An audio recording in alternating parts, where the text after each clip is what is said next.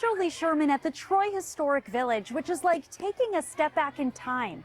The museum here is home to 11 historic buildings, each one showing you what life was like in the past. What we're all about is preserving history, telling stories, and creating community. From a one-room schoolhouse to a general store to a cabin home, the Troy Historic Village is like a history book come to life. We have preserved some of the oldest structures in Troy, homes and church, small businesses, things like that. And with them all in one location, we can really utilize them in a special way. Executive Director Jen Peters says the 5-acre museum is filled with stories and artifacts of Troy throughout the 18 and 1900s. That includes what's known as the 1832 Caswell House, which tells the story of a man who moved to Troy Township in the 1820s. That was being threatened in 1968 to be torn down.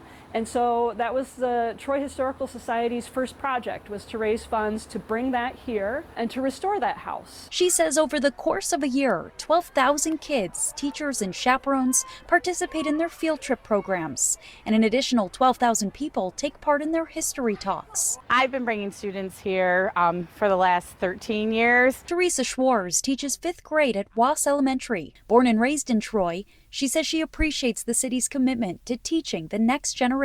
Some of the houses were even on the street that I was raised in, and so they brought it here to the village. So it's exciting to visit and see it all the time. Peters explains what it's been like for the museum in the midst of a government shutdown. There's no direct impact, but there's a lot of indirect things that are going on that are a little worrying. With federal funding disappearing, she says it's been difficult to access grants for programming.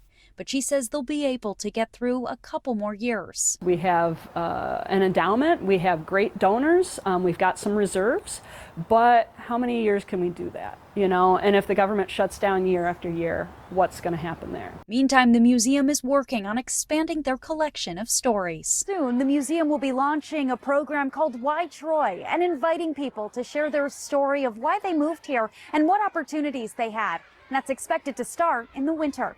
In Troy, Jolie Sherman, 7 News, Detroit.